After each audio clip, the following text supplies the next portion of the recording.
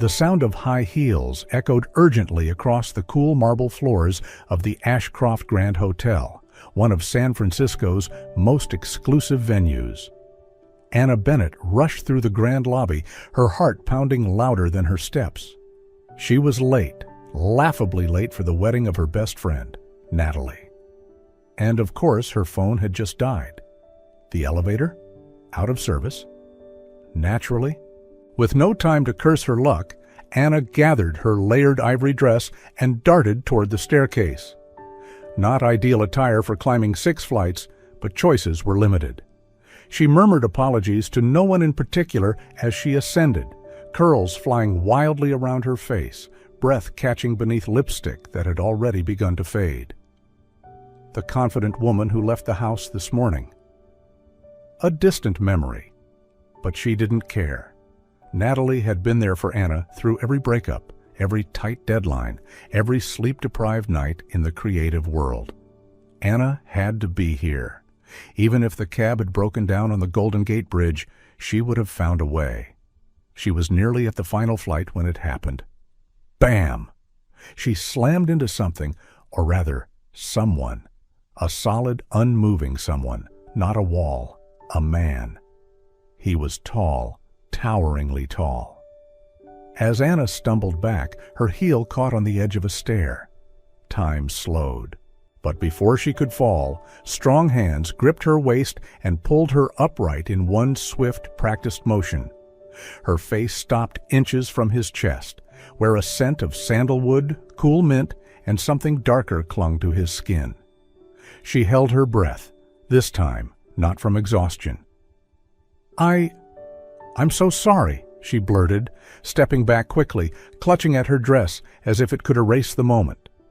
Her eyes lifted, met his, and her words froze. Handsome didn't quite cover it. He was striking, the kind of face you hesitate to look at too long. Dark hair cropped close, charcoal gray eyes beneath sharp brows, and a jawline that looked chiseled from stone. He wore a deep gray suit, tailored to perfection, a minimalist watch just visible beneath the cuff. He looked at her, not with annoyance, as she expected, but with curiosity. "You okay?" His voice was low, smooth, controlled, not cold. Anna nodded, far too quickly. Yes, just stairs, rushing. Wrong turn." She stopped. What was she even saying? He tilted his head, eyes still on her. "Do you always make an entrance like this?" The corner of his mouth lifted, not quite a smile, but close enough to send a flutter through her stomach. She looked away, her cheeks blazing. "Only on very special occasions," she muttered, brushing imagined dust from her dress, trying to salvage some dignity. She stepped toward the railing, but he didn't move away. He shifted only slightly, as if debating whether to let her go. "You're late," he said, not judgmental, just stating a fact. She blinked. "You noticed?" He gave a faint smile this time. Hard not to. Anna exhaled, part nerves, part relief. Then, without another word, she hurried up the remaining steps, not daring to look back. She didn't hear his footsteps behind her, and when Anna slipped quietly into the ceremony hall, the wedding had already begun. Sunlight flooded the ceremony hall like a soft golden veil, casting a warm glow over everything it touched. Pastel gowns shimmered, black tuxedos gleamed under the vaulted windows. Anna slid into the last row, drawing in a deep breath to calm the rapid drumming in her chest. She had made it, but her heartbeat hadn't caught up. Her eyes immediately sought the altar, where Natalie stood radiant beside her groom. Her friend's eyes sparkled, lips trembling slightly as she recited her vows. Anna tried to focus, tried to stay present, but something strange pressed at her awareness, like the feeling of being watched. She glanced right. No one. Left. Still nothing. Then, almost instinctively, her gaze drifted to the front rows. He was there. The man from the stairwell. Julian. Black suit, slim tie, hand resting lightly on one knee, posture casual, as if the world always adjusted itself to his presence. But his eyes weren't on the altar. They were on her, not invasive, not obvious, but with a kind of still, measured attention that made her feel seen. Calm, intentional. Like she was a painting he didn't need to rush to understand. Anna turned forward quickly, her cheeks heating again. Her heart beat faster, her chest tightening. Who is this man? She leaned toward the woman beside her and whispered, "Do you know who that is sitting next to the groom?" The woman arched a brow. "You mean Julian West?" Anna swallowed. The name sounded familiar. "Should I?" The woman looked genuinely surprised. "You don't? He's the CEO of West Capital, one of the most influential men on the West Coast. Never gives interviews, never appears with anyone. Practically a myth." Anna looked forward again, her pulse now thunderous in her ears. Julian West. Of course, she'd heard the name. In business reports, investor meetings, whispers of a man too powerful to be present. A man who didn't belong to her world. And yet, he was still watching her. A strange tension settled in Anna's chest, like a string had been pulled tight between them. Thin, invisible, real. No words, no touch. And yet something was happening. She forced herself to focus on Natalie's vows, but Julian's presence filled the space around her like a spotlight, like she was on stage, and he was the only audience. When the crowd rose for the final blessing, Anna felt his eyes again. When they clapped for the newlyweds, she stole one glance forward. He was still looking. Still. Calm. Intent. As if she was a question he hadn't yet answered. And when he finally turned his head to speak to someone beside him, Anna exhaled, like she'd been holding her breath for far too long. She didn't believe in love at first sight, but something had shifted. She knew it. She could feel it. And somehow, she knew this wasn't the end of the story. The reception hall opened like a different world, warm and glowing, lit by golden chandeliers and the soft clink of champagne glasses. Guests mingled in small clusters, their voices rising in easy laughter, heels whispering against the marble floors. Anna stood near a column, glass of water in hand, keeping her distance from both the dance floor and the bar. She had done her part, spoken to Natalie, smiled through the introductions, survived the awkward small talk. Now she just wanted stillness. But even in stillness, she felt him. Julian hadn't approached. Not yet. But his presence pressed against her like gravity. Subtle, steady, impossible to ignore. Every time she turned, her pulse stumbled, and every time she spotted him at a distance, his gaze found her like it had been there all along. Then it happened. Again. She turned too quickly, trying to exit a conversation, and collided with someone. Wine spilled instantly, deep red, blooming across black fabric like a rose unfolding. Oh my God. Anna froze. The man looked down at his suit. Of course, him, Julian West, his perfect suit now drenched in Merlot. He looked up, calm, unreadable. "Do you always bump into people?" he asked. "Or is it just a wedding thing?" Anna blinked. Then, unexpectedly, let out a breathy, helpless laugh. "Apparently, I have a gift for disaster," she muttered, handing him a napkin. He took it, but made no move to clean the stain. Just stood there, glass still in hand, eyes still on her. "I was hoping we'd speak again," he said, voice lower than before. She paused. "You were?" "Not many people crash into me. Even fewer walk away without letting me say anything." "I apologized," she countered. He gave a half smile. "But you left before I could answer." Confusion and curiosity flared inside her. Maybe I didn't think there was anything else to say. "There always is," he said smoothly, then gestured to a nearby stool. "Care to sit? You owe me a conversation." "I owe you dry cleaning." "I can afford new suits. Good company? That's harder to find." She studied him. Then She sat. That's a dangerously charming line for someone they call cold as ice. Julian chuckled, low, brief, and real. So you've heard the rumors? They're hard to miss, especially when people whisper them like you might hear. He leaned in slightly. And what do you believe? She took a sip of wine, met his eyes. I believe the most powerful people are often the loneliest, and the lonelier they are, the more afraid they are to feel. Julian didn't smile, but something in his eyes darkened, deepened. And you? He asked softly. What are you hiding behind all that wit and clumsiness? She hesitated.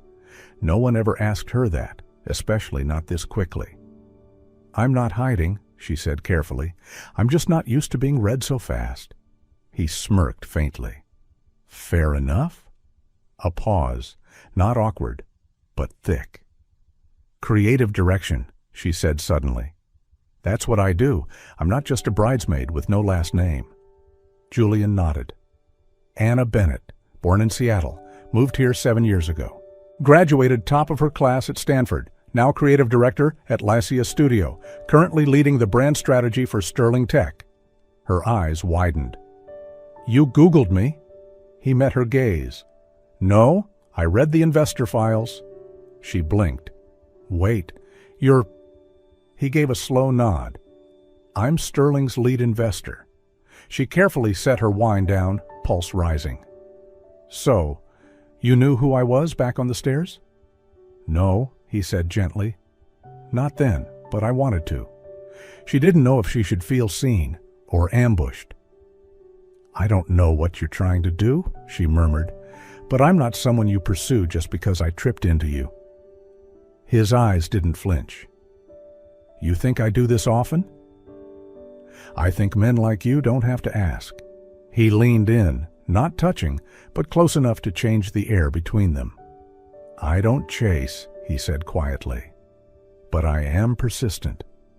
Anna stood abruptly. I should go. He didn't stop her, but his voice followed. Anna. She turned. You have more effect on people than you realize. Then he turned back to the bar, and Anna stood there, surrounded by people, feeling like someone had just seen too much of her.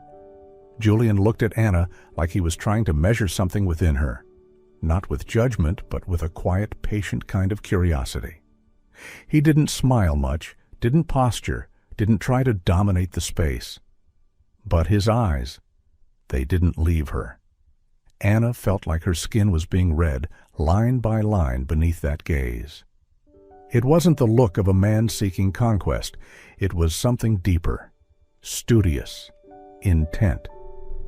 As if she was something different, something that didn't belong in the polished world he normally ruled. And strangely, it was her awkwardness, her unfiltered honesty that seemed to pull him in. She knew she was rambling. She knew her cheeks were flushed. She knew she was trying too hard to mask the storm inside with calm. But Julian never looked away, and that unsettled her even more, because for the first time in a long time, she couldn't control how someone saw her. He didn't see polish. He didn't see title. He saw her, and that, God help her, made Anna want to walk away, but also stay just a moment longer. The music softened into smooth jazz, slower, warmer, as if the evening itself had decided it was time for stillness. Couples drifted toward the dance floor, their steps light beneath the chandelier's golden glow. Anna stood alone near a column draped in soft white fabric and twinkling lights. She no longer touched her wine, just held a glass of water, pretending to sip. Inside, her mind was racing, replaying every glance, every word, every moment where she felt too clearly seen. She wasn't looking for Julian, but she couldn't deny. She felt him, and then he stepped onto the floor, not to dance, not yet. He stood at the edge, scanning the room like a man used to making careful selections. When his eyes met Anna's, nothing stood between them now. No friends, no noise, no excuses. He walked toward her, one step, then another, Unhurried, certain. She could have left, slipped into the bathroom, fled to the balcony. But she didn't move. Julian stopped in front of her, extended his hand. Not a command, not a plea, not a performance. "Dance with me." Anna looked at his hand a second too long. Her heart thudded. Her first instinct was to deflect, to hide behind wit. But instead, she said nothing. She set her glass down and placed her hand in his. His hand was warm, steady, assured. He led her through the quiet, through dim lights and murmurs, until they were among the other couples, surrounded but apart. He turned to her, placed his hand gently on her waist. Not too close, not too far, just enough to feel safe and to feel exposed. The first few steps were stiff.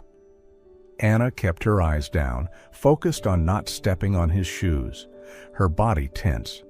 She didn't like surrendering control. She didn't trust easily. "Relax," Julian murmured, voice low near her ear. "I won't let you fall." That made her look up. Their eyes met, and suddenly the room fell away. No more music, no more laughter, no clinking glasses, just the quiet between them, the rhythm of shared steps, his hand on her waist, and the feeling like he was holding all of her. They didn't speak, and in that silence, something sacred lived. Not awkward, not empty, but full, of tension, of meaning, of everything unspoken. Every turn, every breath, every inch of space yet untouched carried a question neither dared ask. "Who are you beneath all that calm? Why do I feel like I've always known you? Why does this feel like a beginning I never saw coming?" Anna began to soften. Her shoulders eased, her breath steadied. Her steps matched his, not out of submission, but out of trust. Julian didn't smirk, didn't flirt. He just watched, not like a man who takes, but like one who wants to see. To be seen, not as a role, not as a resume, but as a whole person, left Anna breathless. He leaned in slightly. "You surprise me." She looked up. "Why?" "Because you're not trying, not to impress me, not to win, not to steer the conversation. Most people do." Her throat tightened. Something deep, something tired inside her stirred. "I don't want to impress you," she said quietly. "I don't even know what this is." "Neither do I," Julian answered. "But somehow, that makes it feel safer." Another turn, another song began. His hand shifted slightly on her back. Closer, warmer. She didn't react, but her body did. Not desire. Something deeper. A recognition, like two people who'd stood on opposite sides of the same question their whole lives. And now they were just steps away from an answer. Anna closed her eyes, and for the first time, she let herself feel.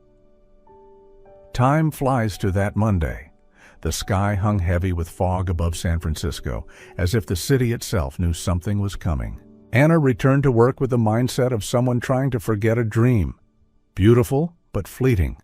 The wedding, the dance, that look beneath soft lighting, it all belonged in the corner of memory now. Just a moment, one night, a man she would never see again. That's what she told herself, over and over as she walked into Lycia's studio. A new week, a major campaign. Sterling Tech had just expanded their branding budget, and she was the lead. No room for distractions. "Conference room, 10 minutes, her colleague reminded her. "Someone new from Sterling will be there." She nodded. Everything felt normal. Until she walked into that room. The door shut behind her, and at the head of the table, in a tailored gray suit, sat Julian West, the man who had danced with her, read her, whispered to her beneath the chandeliers. He sat calmly, eyes focused on the screen, and when their eyes met, he didn't react. No nod, no smile, not even a flicker of recognition, as if she were a stranger. "This is Mr. Julian West," the manager introduced. our newest investor and now the direct liaison on the Sterling project. Julian nodded politely to the room, offering a perfect professional smile. Anna took her seat, fingers gripping her pen so tight her knuckles whitened. She said nothing, but inside, something sharp twisted. What was he doing? Pretending she meant nothing? After that night, Julian presented his ideas: brand vision, emotional engagement, authenticity in user experience. Every word landed like a stone, not because of the pitch, but because of the performance. She felt discarded, controlled, and the fire building in her chest was far too familiar. The meeting ended. Colleagues filed out. Anna remained, gathering her notes, until his voice cut through. "Ms. Bennett, a moment?" She stood straight, eyes locked on his, no more hiding. "What do you want?" Julian didn't answer right away. He stepped closer. His expression softened, but his voice stayed steady. "You're acting. Very well, but I don't need that." She scoffed. "I'm not acting. I'm working. You're the one pretending we don't know each other." He didn't deny it, just looked at her, long and hard. "We both know what happened that night was real," he said, his voice low. "If you choose to ignore it, I'll respect that, but I can't pretend it didn't matter." Silence. So many things she wanted to say, to demand, to shout. But only one question came out. "Why?" Julian drew a breath, then quietly. "Because I don't want what happened between us to get twisted by titles, by status, or by who's sitting at the head of a boardroom." She walked out, not because she had nothing to say, but because if she stayed, the truth might slip out too easily. As her hand touched the knob, his voice followed. "I want the truth, not a performance." And this time, Anna didn't answer. The next 3 days were a string of meetings, tight as piano wire. Julian was no longer a distant guest. He was embedded in the project, at the head of the table, driving strategy, questioning ideas, delivering sharp surgical feedback no one dared to challenge. No one except Anna. "No," she said during a Wednesday afternoon session, voice even but firm. "That angle might look strong on paper, but it lacks emotional connection. It feels cold." Julian looked up, his eyes sharp as glass. "Could you clarify with specifics, or is this just a matter of personal discomfort?" Silence fell across the room. Anna didn't flinch. "My input is based on user behavior and data insights, not personal discomfort." She met his gaze. "You know that." The last sentence wasn't persuasion, it was a reminder, a silent dare. Julian tilted his head, a faint curl at the edge of his lips. "Then we run an A/B test. Let emotion step back. Let outcomes speak." After the meeting, Anna gathered her notes quickly, ready to flee until his voice stopped her again. "You're avoiding me." She turned, eyes glowing with restrained fire. "I'm working, not avoiding." Julian stepped closer. "Every time I look at you, you turn away. Every time I speak, you're the first to push back. If that's not avoidance, what is it?" Anna gave a soft, bitter laugh. "Maybe. It's me maintaining distance, to remind myself this is work, not a dance floor." He didn't argue, didn't smirk, just looked at her. "I don't know how to handle this," she admitted. "I'm not used to feeling this much." Then, having to switch it off? Julian nodded. "I get that, but I don't want to switch it off. Not completely." She stepped back half a pace. "The thing is, I have to. I don't have your privilege, Julian. If I misstep, no one's there to catch me." The words, blunt, honest, made Julian pause. She turned to go, but this time he stepped forward, stopping her at the door. "Then don't dance alone," he said quietly. "If you fall, I will catch you." Anna looked at him for a long moment, said nothing, then walked past him, out the door, leaving the air behind her heavy with everything unsaid. In the days that followed, Anna tried to keep her distance, to separate emotion from work. But the more she tried, the harder it became to breathe. Julian said nothing, no texts, no private emails. Until Friday morning, when a quiet subject line appeared in her inbox. No flair, no sweet words, yet it made her pulse skip without warning. From Julian West. Subject, a necessary conversation. Body, I'd like to speak plainly about the project and the parts not listed in the proposal. If you're willing, I've reserved a table at Osteria del Lago. 7 p.m. tonight. Consider it a meeting. No tie, no masks. She read it twice, and for reasons she didn't understand, she replied, "Okay." The restaurant was tucked in a quiet alley near the marina. Warm, candlelit soft guitar in the background. No loud voices, no dramatic gestures. Julian was already there. No tie, no blazer. When he saw her, his gaze wasn't businesslike, nor romantic. It was calm, real. "Thanks for coming," he said as she sat down. "You knew I would?" "I hoped." They ordered wine, shared a plate of pasta. No laptops, no slides, just two people, and a silence that didn't feel empty. "You're hard to read," Anna said, sipping her wine. Julian gave a faint smile. "I used to think I was obvious, until I realized I never let anyone close enough to find out." She tilted her head. "Why not?" He looked at her, and for the first time, he dropped the calm exterior. "Because I grew up around people who didn't see me as a child, just a responsibility to manage." A pause. "My father was a man of results. My mother, a master of control. In my house, feelings were translated into grades, into awards. No one asked what I felt. Only, 'What did you do today to deserve your dinner?'" Anna said nothing. For the first time, she didn't think he was cold, just long untouched by warmth. Julian exhaled.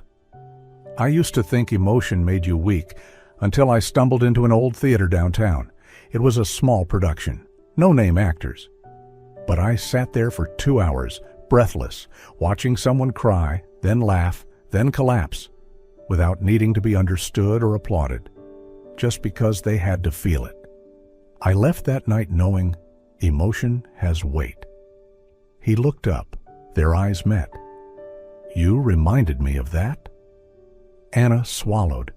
She wasn't used to being spoken to like that, gently but deep enough to shake everything she'd buried. They left the restaurant under a dark sky. Julian didn't offer to take her home, didn't assume, just smiled. "There's a place I want to show you, if you have time." She nodded. They stopped in front of an old theater, iron doors slightly open, no lights, no signs. Julian pushed the heavy door inward. Inside, the dust glowed under broken skylight beams. Cracked seats, splintered wood, but in the middle, a stage still stood. Julian stepped up, silent. The light caught the side of his face. Anna sat in the front row, watching him. "This is where I remembered I was alive," he said. "Not for money, not for power, but because I could feel something with no reason attached." She stood, walked up, faced him. They looked at each other, closely. No words. He raised a hand, gently touched her cheek. And Anna didn't move away. She let her hand find his, and they kissed. Not fast, not frantic, not full of promises, just honest. Because sometimes there are moments between two people that don't need a name. The next morning, Julian didn't show up to the team meeting. No email, no text, no mention of him. Anna tried not to care. She forced herself to work, focused on design boards, client feedback, campaign timelines. But every time she turned toward the empty seat beside her, the one he usually filled, her chest tightened with the smallest ache. 3 days passed, then 5. Julian had disappeared. When she asked the project manager, the answer was brief. He's handling some internal matters, still tracking things, just not hands-on anymore. That coldness, the very thing Julian had tried to escape during their last conversation, was now back on him like armor. The following week, Anna received a special email from Julian himself. Subject, project transfer, Sterling campaign attachment, signed documents officially withdrawing him from the project and handing over full creative control. To her. No long note, just one final line. I don't want to be the reason you stop growing. This is your project. Entirely. She read it again, then again. Her hands trembled. No goodbye, no explanation, just a silent, complete retreat. And in that silence, Anna realized he had walked away without giving her the chance to say goodbye. That afternoon, she sat alone in the studio. The screen in front of her glowed bright, but none of the words made sense. She wasn't angry. She wasn't bitter. She just felt hollow, like someone had placed a block of ice in her hands, then walked away, leaving her to hold it, unsure what to do. Julian had been real, so had the feelings, but now it felt like she had dreamed it all and woken up alone. She closed her eyes, swallowed the tight knot forming in her throat. This wasn't the first time she'd been left behind, but this time it hurt more, because this time she had let herself believe it might be different. The rain came without warning on a Wednesday afternoon. Summer rain, soft, quiet, not loud or violent, just falling gently like the sky was trying to wash something old away. Anna had just returned home. She walked down the empty hallway, shoes soaked, jacket damp. All she wanted was a hot shower and to forget. Then she stopped. Outside her door, through the foggy glass, stood a figure. No umbrella, no movement, just standing there, as if he didn't feel the rain. Julian, his shirt clung to his chest, soaked, hair damp, face wet, not just from the rain, but his eyes. They were the clearest they'd ever been.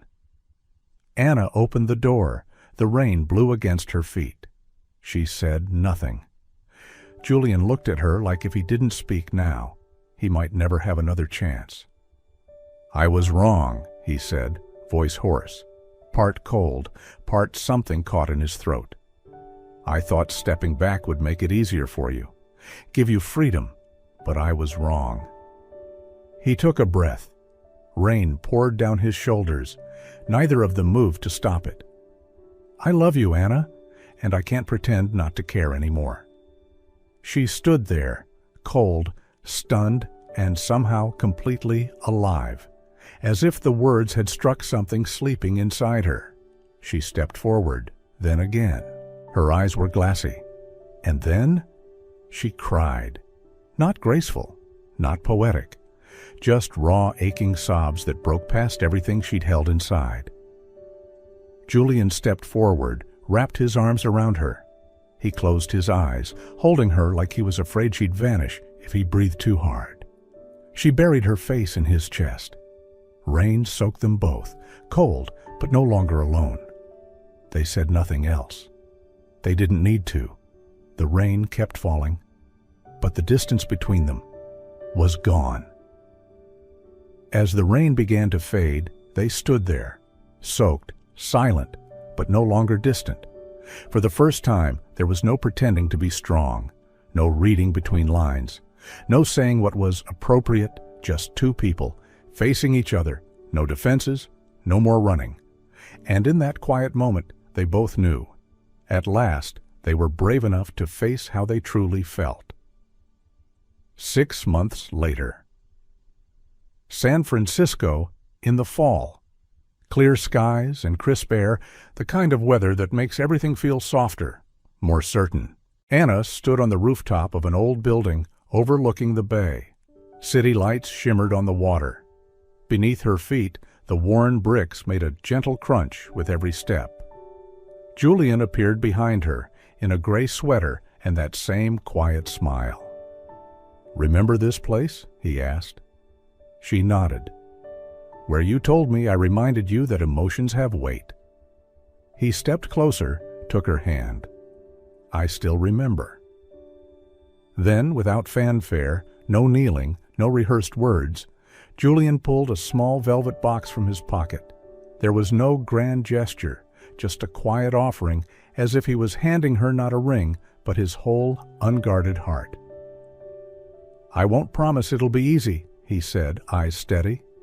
But I promise not to disappear, not to run. I'll stay. Anna looked at the ring, eyes misting. Well, do you agree to marry a stubborn, sometimes arrogant woman with a whole universe of emotion packed inside her? Julian smiled. I fell in love with all of that already.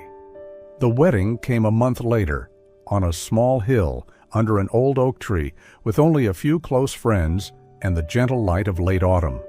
No fancy dress, no booming music, just peace, as if they had finally arrived exactly where they were meant to be. Anna looked at Julian hand in hand, voice soft but sure. I won't run anymore, because now I know home isn't a place, it's a person. Julian squeezed her hand gently, and they kissed.